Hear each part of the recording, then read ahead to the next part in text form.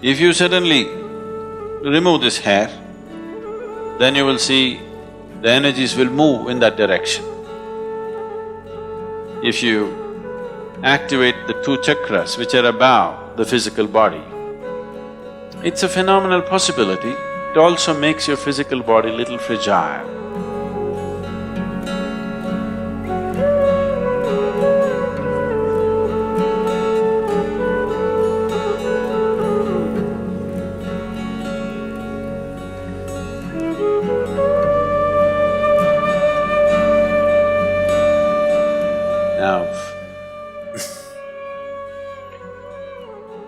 We've spoken plenty about this, but anyway, if you prune this tree today,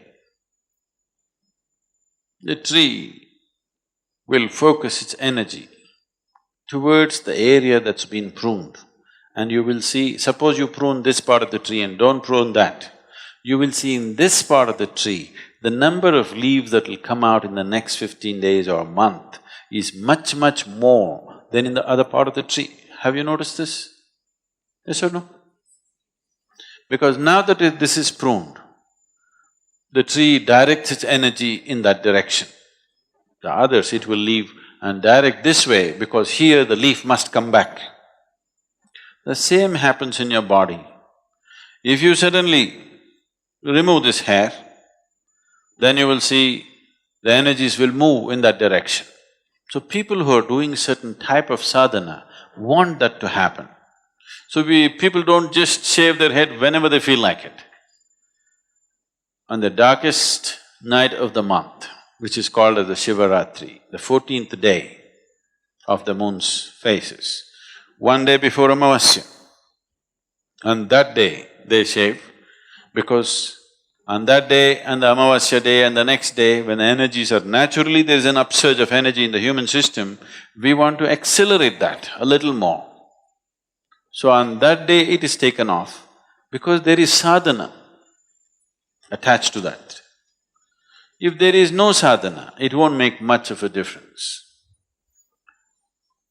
Some of you may know that, particularly ladies who have never shaved their head in their life, suddenly one day if they go and shave their hair, they will become mentally imbalanced because excessive energy in that direction they are not able to handle. If already there is a small imbalance, it will exaggerate itself because there is an excess energy movement in the direction. But if it's calibrated properly and there is a necessary sadhana to support it, it works to your benefit.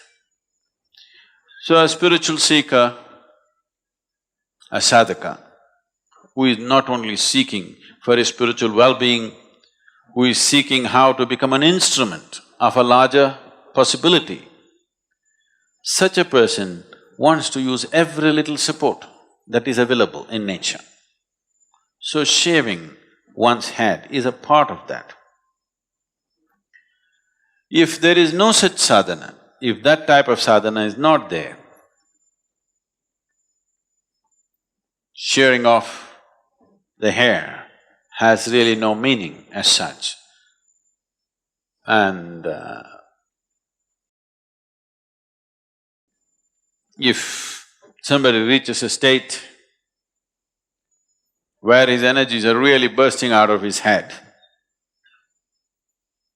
if you activate the two chakras which are above the physical body, if those two chakras become active in someone, then we will not shave.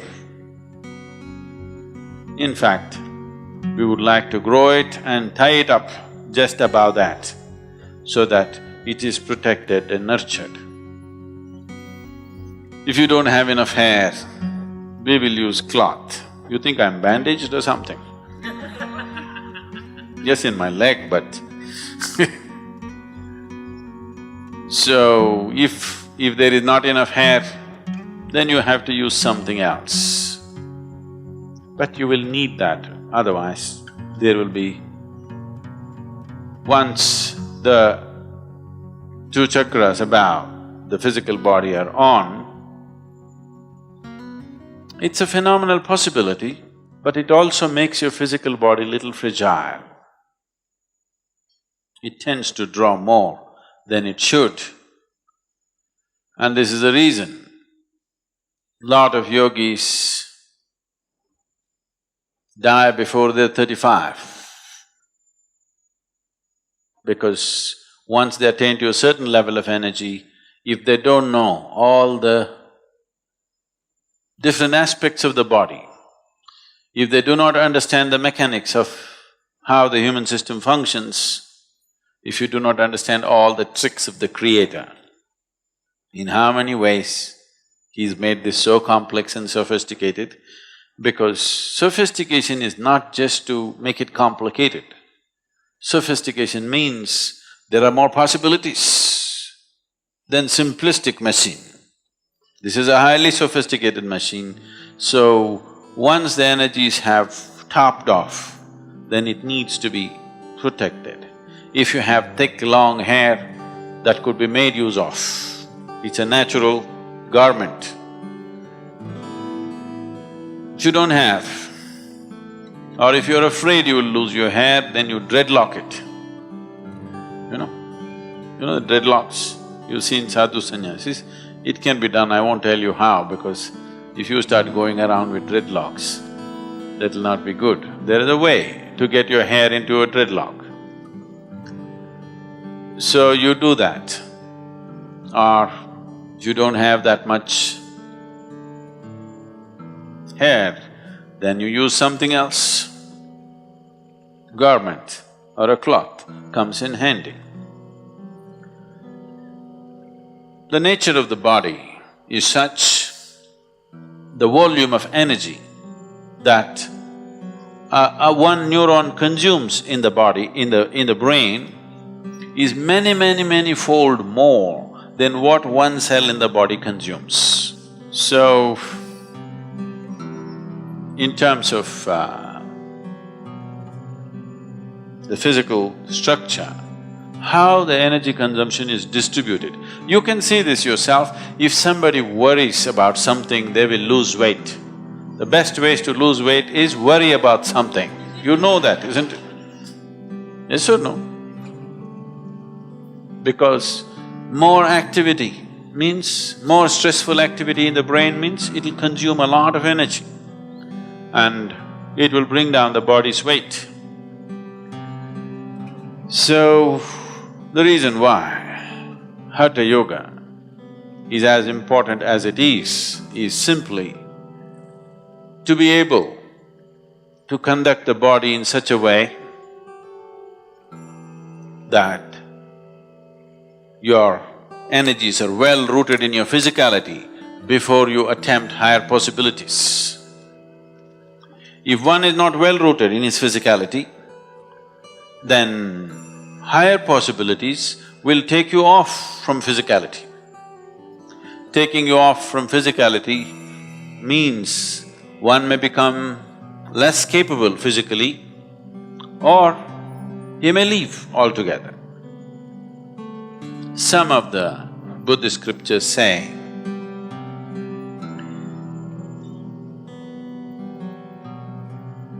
Gautama, before his enlightenment, walked like a man. After his enlightenment, he walked like a woman. What they're trying to say is, the body became less. In physically, definitely a male body is little more than a female body. So he became little less.